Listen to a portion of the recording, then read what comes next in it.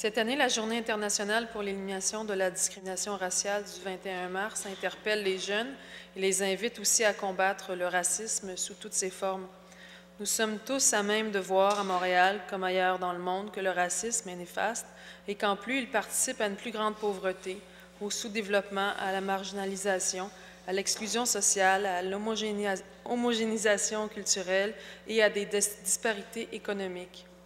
Bien que la Ville veuille favoriser la pleine citoyenneté des Montréalaises et Montréalais en invoquant les diverses déclarations qu'elle a signées dans le but de faire tomber les barrières et vivre la diversité, nous croyons que pour atteindre un tel objectif, qu'il faut, en plus du devoir de vigilance, en plus d'inviter l'ensemble des services de la Ville et les sociétés paramunicipales à tenir compte des plans d'action annuels, nous croyons que c'est dans les faits, dans le concret, que doit se continuer le combat, car le temps des belles paroles est terminé.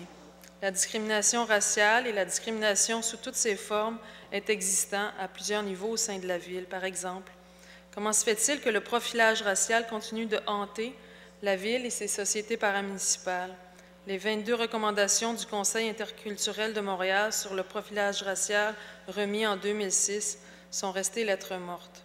Comment se fait-il que depuis 2008, la Ville soit en procès en Cour suprême contre l'un de ses employés pour discrimination raciale? On lui avait refusé le droit de poser sa candidature pour un poste alors que des collègues de race blanche et de même niveau que lui ont eu le droit de procéder et ont été acceptés pour le dit poste. Quand donc arrivera la fin des plafonds de verre? Comment se fait-il que l'on ne trouve pas ou très peu de membres racisés parmi le top 50 des salariés de haut cadre à la direction de la Ville en 2009-2010? Pas un noir, très peu de noirs ou d'autres ethnies parmi les cadres de la direction de la STM et de la Société du Parc Jean-Drapeau en 2010. En fait, une seule personne.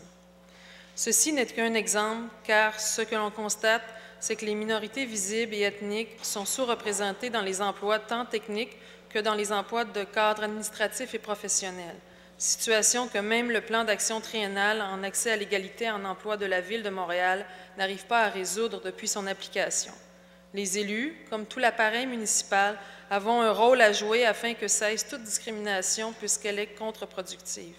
Parce que Montréal est une terre d'accueil pour les immigrants, et monsieur, tout à l'heure de la CMM, nous l'a remémoré, que nous allons accueillir de plus en plus d'immigrants à Montréal. Nous espérons qu'en plus de nommer et de reconnaître le racisme dans le but de le prévenir et à atténuer ses effets néfastes, nous saurons pallier à ces manquements de façon notable. Merci, Madame la leader.